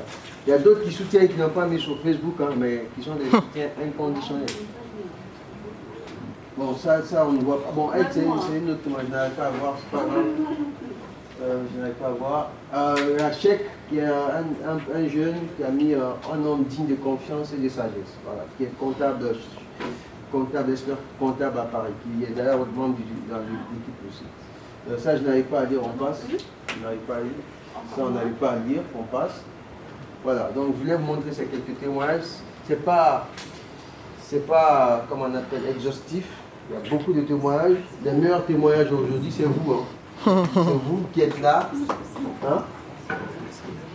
Je vais répondre, c'est vous qui êtes là. Je ne vais pas vous citer tous. Il y a un qui vient de Lille, qui est à Lille maintenant. On a été ensemble à Conakry. Pas tout m'en serait, on a fait le collège ensemble. On a créé ensemble. D'ailleurs, c'est l'une des personnes qui m'ont motivé hier. Ça va, ça continue. Je ne voulais pas le faire maintenant, je voulais attendre. Il m'a dit, n'attends pas, vas-y, viens te chercher, n'attends pas de courir vers les gens. Vas-y, comme ça on viendra te chercher. Et il m'a apporté un soutien financier important. C'est mon patron. Hein. Honnêtement, il m'a beaucoup soutenu. Donc, je ne peux pas vous citer individuellement parce que c'est un exercice compliqué. Voilà, chacun de vous ici a un rôle spécifique. Bon, Tima, je n'en parle pas. Hein. Madame Bangoura, ça c'est M. Bangoura, on n'en parle pas. Franchement, je ne peux pas citer tout le monde individuellement. Ce que je peux dire, c'est que vous êtes des valeurs sûres. Et chacun en ce qu'il apporte, de près ou de loin, sachez que je vous suis très reconnaissant. Très reconnaissant. Quoi que je dise, depuis hier soir, certains à 19h étaient chez M. Bangoura. Chez M. Bangoura pour venir à l'île. Ils ont abandonné tout. On a quitté l'île hier. De 18h à 19h, avec toute la journée, on a fait des activités, Morgane, le Kalao et tout le reste. On n'a plus de voitures, 5-6 voitures pour venir à l'île. Et de l'île à Nantes.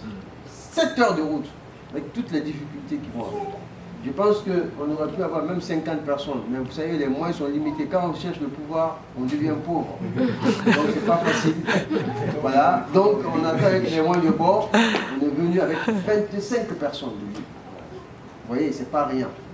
Donc, Madame Bangoura a pris son temps, comme toujours d'ailleurs elle le fait. Elle nous a fait des mains, des repas. Franchement, je ne peux pas vous remercier individuellement. Sachez que je vous cite individuellement ou pas, chacun de vous se porte dans mon cœur. Ce que vous faites, vous ne le faites pas pour moi. Certes, vous le faites pour moi, mais vous le faites pour vous, vous le faites pour la Guinée, vous le faites pour la diaspora. Et c'est ce qu'il faut retenir. En tout cas, moi, je vous suis infiniment et éternellement reconnaissant. Les autres, comme je l'ai dit à Lille, je l'aurais dit ici. Pour moi, j'ai déjà gagné. Pour moi, j'ai déjà gagné. Parce que, non, mais sérieux, pour moi, j'ai déjà gagné. Parce que ce que vous me montrez depuis le début de cette aventure, ça vaut plus que tout le reste. Ça vaut plus que tout le reste. Mais je reste convaincu qu'on ira jusqu'au bout de cette aventure et qu'on triomphera au bout du compte. Donc vraiment, les mains sur les épaules ou sur la poitrine, les mains au dos, je vous dis grand merci, infiniment merci pour le soutien que vous m'apportez. Sincèrement. Et tout un chacun ici a joué un rôle dans cette aventure et continue de jouer un rôle dans cette aventure. La sœur Noba qui est là, qui s'est substituée en caméraman, qui a mis sa voiture à disposition, qui est venu avec notre frère de Lille hier. Depuis toute la soirée, ils sont avec nous. Ah, j'ai notre artiste Moussa Peramperan qui va nous faire l'honneur de nous faire un acapella à la fin avec Morgane pour clôturer en beauté certainement.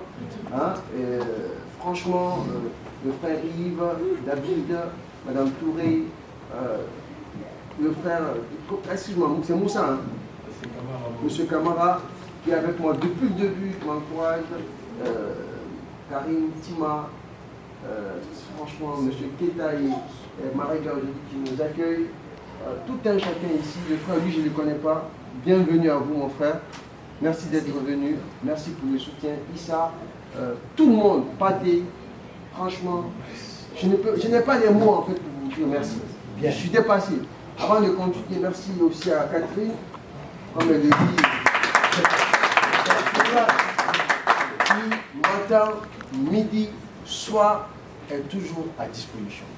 Si j'ai besoin d'elle, elle a beaucoup de responsabilités, mais elle fait tout pour être là quand j'ai besoin d'elle, quand elle peut, elle est là. Elle est là hier toute la journée, elle a quitté un événement à 22h pour venir chez mon gars, pour venir ici. Donc merci beaucoup Catherine. Tu me le rends aussi, hein, tu viens dans mes événements aussi. Hein. C'est normal. Donc vous continuez pour terminer en tout cas pour cette phase de questions. Donc il y avait la question des billes nationaux. Au-delà de la mobilité, comment on fait pour les connecter au pays d'origine et mettre leurs compétences au service de la Guinée dans les métiers comme l'électricité entre autres. Oui, bon, je pense que, comme tu l'as dit, j'ai parlé des binationaux, des Guinéens issus de la diaspora, notamment sur la question de mobilité en lien avec les passes découvertes. Mais ça ne se limite pas qu'à ça. J'ai parlé aussi du brain gain, donc de la valorisation des compétences. cette phase de bringan, de valorisation des compétences, elle concerne des Guinéens de tous bords. Ceux que ce soit les binationaux ou ceux en fait ici de l'État simplifie la procédure et justement notre objectif c'est de faire ce travail de lobbying, de plaidoyer, mais aussi législatif. Parce que quand il y a des tests de loi, c'est en ce sens qu'il est important d'être à l'Assemblée nationale. Quand il y a des tests de loi qui indiquent cela, c'est obligatoire. On est obligé de suivre la loi, même si la loi n'est pas toujours suivie chez nous. Mais au moins, ça sera une avancée majeure pour faire en sorte que les personnes en Europe, dans ces domaines-là, puissent facilement intégrer le marché de l'emploi sans avoir toutes ces tracasseries et ces acrobaties qui peuvent être un frein vers l'insertion et leur retour au pays, d'une part, et malheureusement, des pertes de compétences, de ressources humaines pour la Guinée. Et la sixième question, c'était quoi? La question des couches vulnérables des femmes guinéennes qui se voient retirer les enfants. Que faire pour reconstruire de telles familles? Ça, c'est des choses qui existent aussi à l'île. On a des femmes, parfois, voilà. Moi, souvent, ce que je dis, c'est je mets ça en lien avec la question de Daouda. Quand nous venons dans ces pays-là, il faut respecter les lois de la République. Parce que souvent, il n'y a pas de fait sans conséquence. Vous voyez, il n'y a pas aussi de fait sans cause. Souvent, il y a souvent des faits qui sont la résultante de cette décision-là. On ne peut pas venir retirer un enfant à une mère si elle respecte normalement les choses. Donc c'est parce que parfois les gens, et c'est ça la plupart du cas, ne respectent pas forcément la loi de la République. C'est ce qui fait qu'on les retire les enfants. Nous, ce qu'on peut faire, et c'est ce que j'ai dit dans le test, notre objectif, ça sera de protéger les droits des Guinéens, quoi qu'ils fassent, où qu'ils se trouvent. Donc c'est de comprendre qu'est-ce qui s'est passé, savoir qu'est-ce qu'on peut faire, selon c'est-à-dire les tests de loi de ces pays-là, qu'est-ce qu'on peut faire et la coopération qui existe en ce sens dans les États. Cela fait le pont avec la question de David. Nous avons des jeunes ici qui sont en prison, mais ils sont en prison pourquoi? Ils sont en prison pourquoi? Je vous donne juste un exemple. Quelqu'un qui est en prison parce qu'elle est en situation irrégulière, c'est une violation, c'est-à-dire de la loi en France. Quand tu n'as pas de titre de séjour, tu n'as pas le droit de rester dans un pays. Selon la loi sur l'immigration, tu n'as pas le droit normalement de séjourner dans ce pays-là. Donc si on vous arrête parce que vous êtes en situation irrégulière, c'est parce que vous êtes en violation, en faute des lois. Mais quand ça arrive, est-ce que ça veut dire que nous, on doit abandonner la personne? Non, on ne doit pas abandonner la personne. Notre rôle va consister à faire jouer la diplomatie pour défendre les droits de nos concitoyens et quand il le faut, pour aller plus loin, quand c'est un contentieux, à engager des avocats pour défendre leurs droits. Faire en sorte qu'ils sortent de cette situation parce qu'il y a des recours qui existent pour les permettre de sortir de cette situation-là. Maintenant, quand c'est des cas de personnes, par exemple, pour aller plus loin, qui commettent des actions pénales, c'est beaucoup plus complexe. Oui. Voilà, des drogues et tout ce qui s'ensuit, ou qui fait des braquages, des vols à l'étalage, qui fait des braquages, c'est beaucoup plus complexe. Mais j'ai envie de dire, même dans ces situations-là, c'est des Guinéens. Notre devoir de citoyen, de défendre leurs droits. Parce que parfois, ils peuvent être aussi arrêtés de façon injuste et arbitraire, ou des circonstances peuvent faire qu'ils soient au mauvais moment, au mauvais endroit, au mauvais moment. Oui. Il y a des cas comme ça qu'on connaît, qui sont arrivés. Le jeune qui est décédé à Lille. Voilà, le cas par exemple du jeune qui est décédé à Lille récemment, qui a été arrêté dans une situation fou et qui malheureusement est décédé de cette circonstance-là, suite à une policière à domicile. Il est tombé de l'étage de la police, c'est lui qui s'est suicidé. Personne ne sait si c'est vrai ou faux. Bon bref, l'un dans l'autre, nous, notre projet de société va consister à mettre en place une veille juridique pour défendre les droits de tous les Guinéens sur toutes les questions et sur tous les sujets donnés.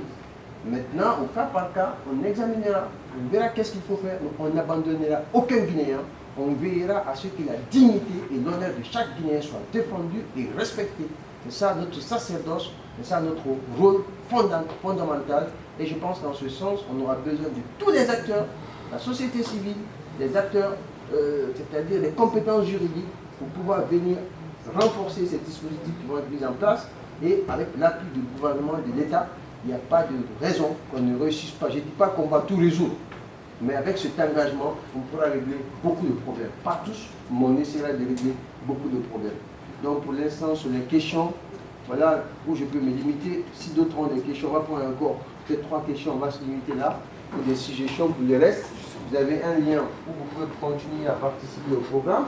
Vous avez un groupe WhatsApp que vous pouvez intégrer. Tu peux tenir. Continuer à apporter votre contribution et pour la suite de cette aventure-là. Encore une fois, je vous remercie. Monsieur Côté, Monsieur Côté, moi je n'ai pas de questions.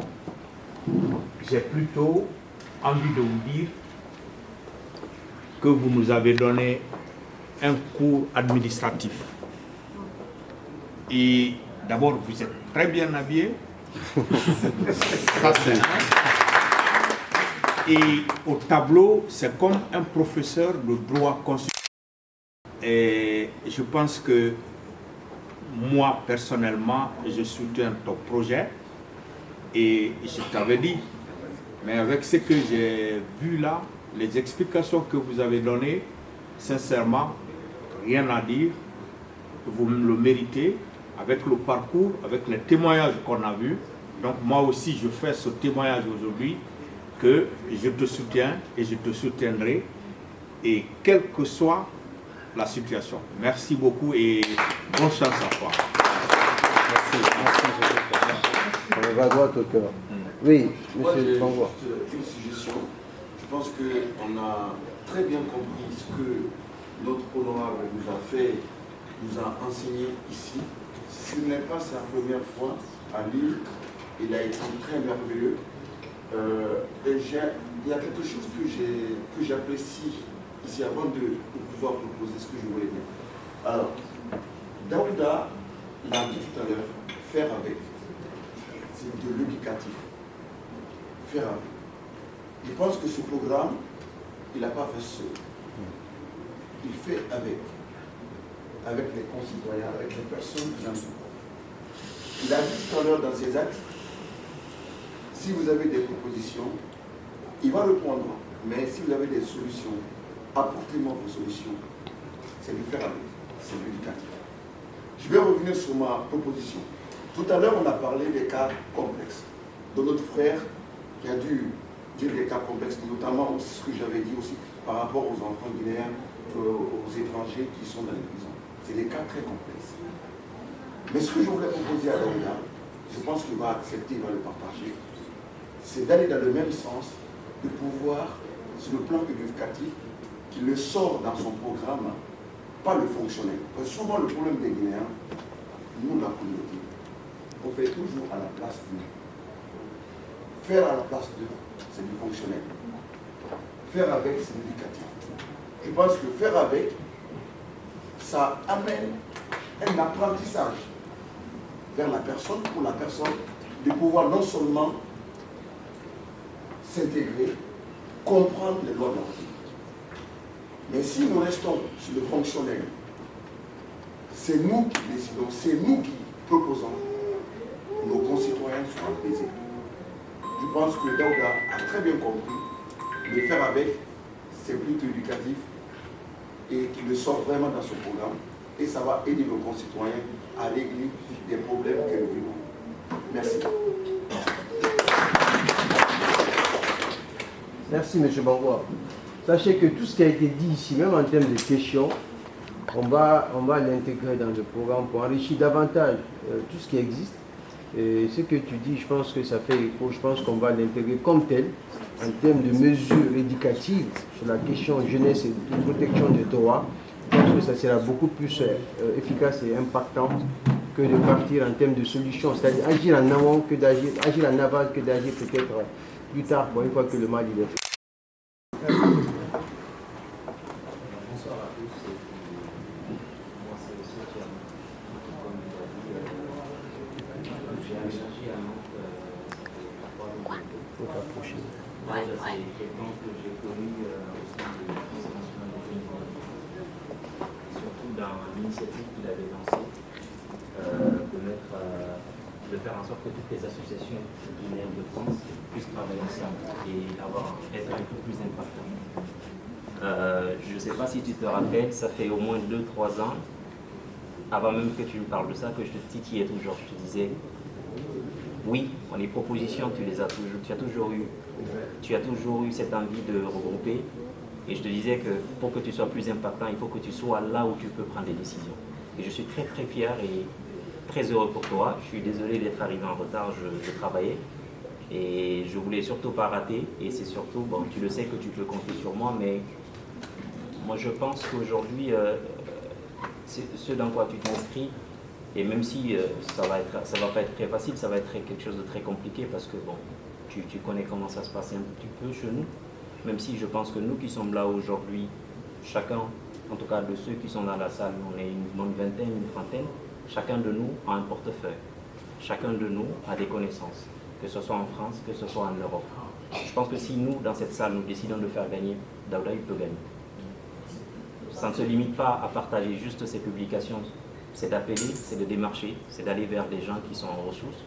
Et si nous voulons vraiment aider Daouda, et je pense que c'est ce que nous allons faire, c'est d'aller vers ces gens-là et de porter ce projet-là. Parce que moi, c'est quelqu'un que j'ai connu à travers l'association et qui aujourd'hui est un frère avec qui j'échange sur beaucoup d'éléments et qui a toujours eu cette envie d'aider et toujours cette envie de faire en sorte que la communauté guinéenne s'en sorte en France. Je vais donner un exemple qui m'a beaucoup marqué, c'est quand il y a eu Covid. Moi, j'étais président de l'association des Guinéens de Montpellier. Daouda avait lancé un programme avec toutes les associations guinéennes de France, où on a réussi à lever des fonds et à aller aider des jeunes. Et aujourd'hui, quand je vais à Montpellier, je rencontre encore des jeunes qu'on est allé voir dans des squats qui n'avaient même pas de quoi manger. Et je te jure qu'ils n'ont pas oublié. Et ça, c'est parce que toi, tu étais déjà dans cette logique d'aider et de toujours apporter une solution à notre communauté. C'est pourquoi je te le disais toujours, Daouda, vas-y, vas-y, vas-y. Parce qu'on a beau critiquer ceux qui dirigent, ceux qui sont en haut, on a beau avoir des projets, de faire des propositions, par moment, il faut être à la place de ceux qui prennent des décisions si on veut vraiment changer les choses. Et je pense que tu en es capable et je suis très très très fier de toi et de ce parcours-là et tu peux compter sur moi. Et bravo quoi. Merci. Merci beaucoup. Je suis très ému par ton intervention. Merci pour ce mot très naturel, très vrai. Et c'est vrai que sous la raison, il y a un moment où on demande des échanges. Parce que pour ceux qui ne savent pas sur le Dubreka, on a même parlé de la politique de la ville de Dubreka à l'époque, où l'engagement, il fait partie de ceux qui, depuis très longtemps, me disaient engage-toi. Je disais non, c'est pas le moment, je ne suis pas prêt. Et il a raison de rappeler ça, il fait cette anecdote, ça me rappelle nos échanges. Et il a raison, c'est vrai, quand il parle de Covid, c'est vrai, honnêtement, ce qu'on fait, comme je ne vais pas dire le nom de la personne, j'ai rencontré un ministre récemment, il a été ministre. Il n'était pas ministre quand je l'ai rencontré, il a juste été ministre après. Quand je lui ai parlé de tout ce qu'on voulait faire dans le cadre de ce programme, il m'a dit une chose. Il dit, moi, je vous ai connu, vous faites ça déjà. Vous ne voulez pas être député pour les privilèges du pouvoir, parce que vous voulez être député. Il dit donc, sachez que vous aurez tout mon soutien pour vous aider à être député. Il dit, ça, il faut être sûr, parce que vous le faites déjà au quotidien. Et honnêtement, ça, je ne parle pas que de moi, je parle de tous qui sont dans ce registre-là. Je dis les frères Marie de Montpellier, même s'il n'est plus à Montpellier, frère Munga Malil, David, tout ce reste-là. Chacun de nous à notre échelle, peut-être d'autres aussi, on essaie d'aider la communauté. On essaie d'aider la communauté. Et tu fais bien de rappeler le cas de la Covid, c'est vrai qu'à l'époque, c'était 100 000 €. On voyait à l'époque 50 000 € en Guinée pour aider les concitoyens.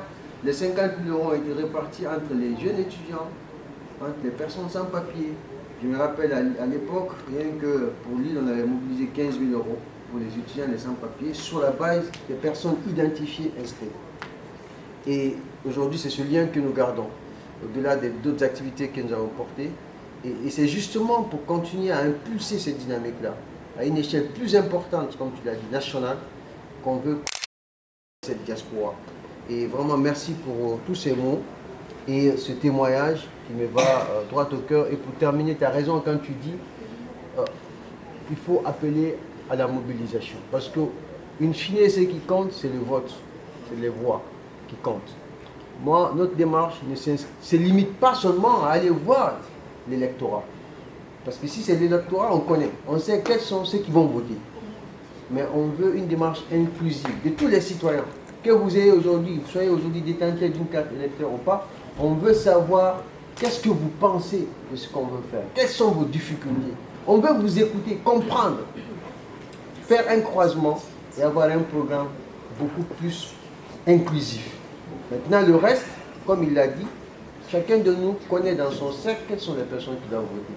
C'est de faire cet appel-là, hein, cette mobilisation-là, au moment venu auprès de ces personnes. Chacun peut un peu. Chacun peut un peu. Chacun peut un peu en sa façon pour que nous puissions remporter le plus de voix possible. Je le dis avec toute humilité, en toute humilité. Je le dis.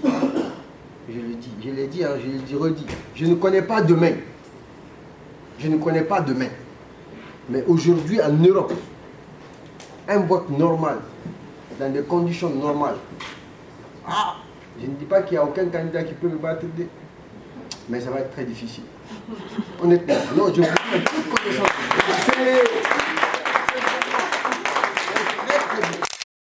Un candidat qui peut me battre. Je vous dis ça parce que je vais vous donner juste quelques indices. Marega, je sais, on a travaillé ensemble. Le référendum, tous les points focaux du référendum, c'est moi qui les ai proposés dans toutes les villes de France. Et ces gens-là, ce sont des acteurs majeurs dans leur localité. Si aujourd'hui Marega, M. Keita me disent qu'ils sont avec moi pour Nantes, je sais que je vais remporter Nantes. Je n'ai pas peur, parce que je sais que Nantes va gagner. Est-ce que vous voyez? Si à Lille, j'ai des gens comme Bangoura, comme David et d'autres, et ces braves femmes-là qui nous accompagnent toujours, nous disent, on est avec vous, et elles ne montrent pas seulement par les paroles, elles nous montrent par les actes qu'elles sont avec moi. Je connais les capacités de frappe et de mobilisation. Et là, je et tout le reste. Je sais qu'on va gagner à Lille. Si aujourd'hui, dans des villes comme en Belgique, à Bruxelles, qui est un bastion fort de la diaspora, des personnes emblématiques, pas les moindres que je connais. Je ne vais pas citer ici tous les noms pour ne pas peut-être mettre en avant tous les... Mais je sais les gens qui aujourd'hui là-bas me soutiennent. Je vais peut-être faire quelques révélations. Les Madi de Bruxelles, les Bobos de Bruxelles, les élégants Kobélé, entre autres, le frère à moi de Booking.com, c'est mon grand frère de Gama, Yigi. C'est des personnes qui sont des vrais mobilisateurs à Bruxelles, me disent on est avec toi. Je sais qu'il va gagner à Bruxelles. Mais la chance de tout ça, c'est Paris. Paris et Lyon. Aujourd'hui, j'ai des personnes, pas des moindres à Lyon, qui peuvent mobiliser la majorité de la communauté. Et ce sont des gens-là qui sont nos points focaux là-bas. C'est moi qui les ai proposés à l'ambassade. On a travaillé sur le RABEC, on a travaillé sur le référendum, on a travaillé sur tous les programmes de société citoyenne durant ces 10 dernières années, ou ces 5 dernières années pour certains, qui ne me connaissent pas parce que je veux être candidat à la députation, qui me connaissent par nos liens qui nous lient. Vous comprenez? Est-ce qu'il y a une raison qu'on ne gagne pas? Et l'apothéose, la base électorale de l'Europe, c'est la France. La base, je vous donne juste les statistiques. En Angleterre, on a 800 inscrits dans tous les pays qui ont les cartes électeurs. Lille seulement a 1000 inscrits. Lille seulement a 1000 inscrits. Enfin, quand je dis inscrits, c'est qui ont les cartes. On a 3000. Et il y a 1000 qui ont les cartes. Ok? À Lyon, on est à près de 4000 inscrits. À Paris, on a 5000 inscrits. Vous comprenez? Et je sais les personnes qu'on a à Paris qui vont nous aider à mobiliser le public. Je pense ici à Kevin Fesch, je pense ici à Berge, je pense à Kernon, je pense à mon frère Michou de Kindia, je pense à ma soeur qui est actuellement à Team Fashion, qui à elle seule peut me mobiliser peut-être 2000 personnes. Donc je sais qu'à Paris, on peut gagner. Vous comprenez? Mais on est en Guinée et on est en politique. Il faut être réaliste, tenir compte du contexte socio-politique. C'est pourquoi, aujourd'hui, on ne reste fermé à rien. On sait ce qu'on veut, on veut être élu pour défendre notre programme, mais s'il y a des propositions qui s'inscrivent dans cette vision, qui vont nous permettre de gagner, et aujourd'hui, il y a certaines propositions dans ce sens, je ne vais pas vous mentir, on va y aller pour mettre toutes les chances de notre côté. Toutes les chances de notre côté, parce que c'est ce qu'on souhaite. Notre souhait, ce n'est pas seulement de faire la comédie, faire de la figuration. Notre souhait, c'est de gagner. Parce que c'est si on gagne qu'on peut faire ces projets. Si on ne gagne pas, est-ce qu'on peut? Non. Donc, ce n'est pas pour être long, mais c'est pour vous dire que on doit continuer à se battre, à se donner la main dans l'objectif final de remporter le vote très prochainement. La date n'est pas fixée, mais ça ne va pas durer. Ouais. Je pense que les élections vont se faire très rapidement. Très rapidement. Il y a des tractations déjà internes, il y a beaucoup de choses qui sont en train d'être mises en place. Ça va être fait très rapidement. Donc soyons prêts. Nous avons la chance d'avoir aussi des entrepreneurs qui mettent la main à la poche. Ça aussi, on en a besoin. Parce que la politique ne va pas sans l'argent. Donc il faudrait continuer à mobiliser à tous les niveaux. Et à nos femmes, nous disons, sachez que vous pouvez compter sur nous. Et si vous avez aussi des préoccupations, vous avez des idées, nous les prenons à bras ouverts pour les mettre dans ce programme-là. Parce que vous constituez une partie importante de notre programme. C'est pourquoi on veut que vous soyez au cœur de ce programme de société. Encore une fois, merci, merci. Merci. Si vous me permettez, moi c'est par ça que je voulais peut-être clôturer, à moins que vous ayez encore des questions rapidement. Bah oui. Moi j'ai suivi ton discours avec beaucoup d'attention. Je ne te connais pas beaucoup, mais vraiment, je te dis félicitations. Et merci à tout le monde, toutes les personnes qui se sont déplacées de Lille à Nantes ici. Ce n'est pas donné à tout le monde de parler devant 1 ou 2 à 5 personnes. Mais disons la vérité, tu as l'art de parler. Oui. Je suis un homme de lettres, à part être artiste d'abord, mais je t'ai très très bien suivi. Donc je te dis félicitations. Et s'il s'agit quand même de voter, et je sais que M. Keta est là et M. Mungam Bangoura est là, ils vont t'aider. Nous allons t'aider et on va voter. C'est ça. On va voter, je te dis félicitations, merci beaucoup et bonne chance à toi. Merci. Merci beaucoup. Merci mon frère.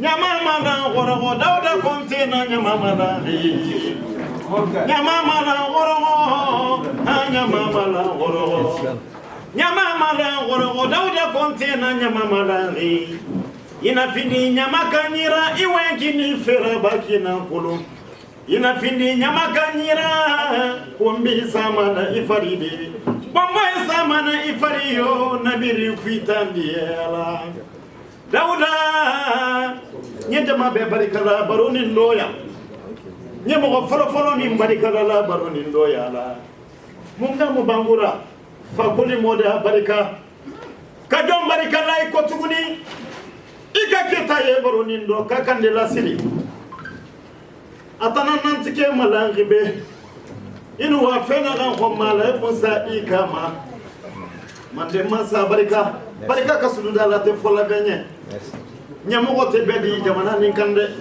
do da fo ko nyewa ibinya na siko itana wo mo do yena buba konti usumani ko nyoro ko de ko yembolo na ni Daudala wona jana sangaranka fo baga ni tawlado ina me konti nana na jarara konti ga me muga uma ilu findi konti ra imuga uma aibana nyina la mo joma wasala konti no tambira ya kabari kabila tima fananga tima lunara ya madam Bangura tima jepe mazo jigi bakene ndidala tima jepe kabari kabila jo fanane nya ya ikere kere nya la morgana nanna nili garu men fe nara Dauda Konte de baroka ma barika ala kaji menga ya afima na ma ala kaji menga ya afima mazo na woyan febe ki ji fima na ma biri ya gori imana nana Nyajiki le barikala, jigi moko tebedi.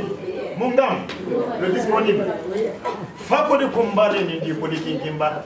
Surawa barika. Ne ma même français folode. Mbari pa de la na gamala. Nanun to wala amu kuyaki. Nyefiri ki kefiri nare ki mazo na be. Iwa ngbe na fala mazo be la be no ngake di soto ya la. Sabari na fam. Dauda sabari.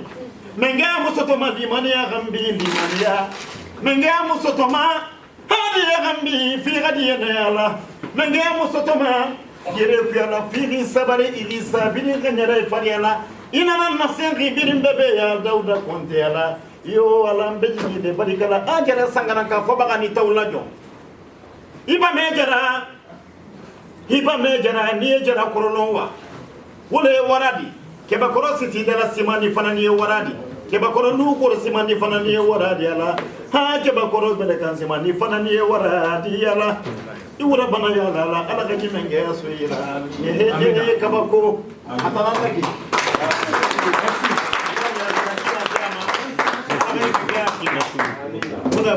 Merci beaucoup. Merci infiniment. Merci.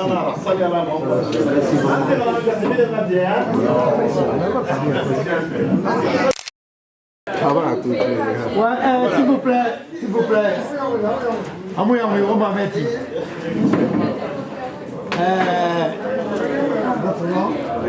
Marega. Monsieur Keta. Oui, oui. S'il vous plaît. Tous ensemble, on vous dit très sincèrement merci. Applaudissez pour les deux personnes.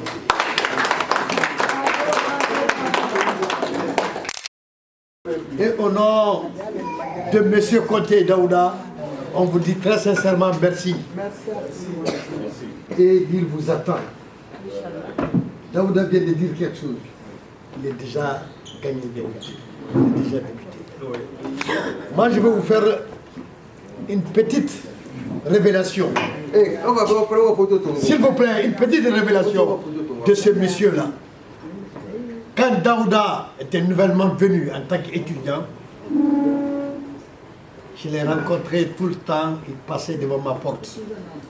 Je ne me suis pas trompé. Je jure sur l'honneur.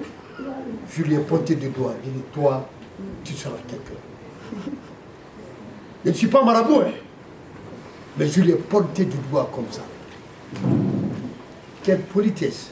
Le respect, il est comme ça. Donc si je le vois parler devant une telle foule, je me dis très sincèrement, Daouda,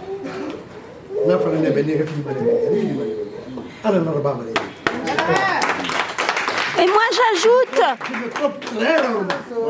Je le dis, je me trompe très rarement. À l'île de Rakiagou, nous va parler, je peux te donner 500 personnes. Voilà. Bravo, bravo. Et Mamoura,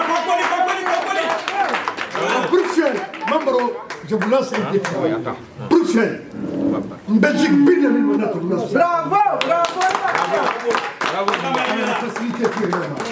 Et moi j'ajoute... Merci beaucoup. Et moi j'ajoute... Et j'en suis sûr et certain. Mais il y arriver, hein.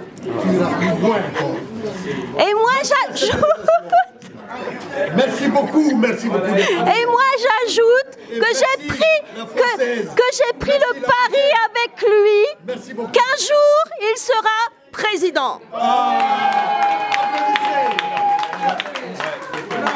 Venez, on va faire la photo de famille. Venez, une photo de famille. Venez, on va faire une photo de famille.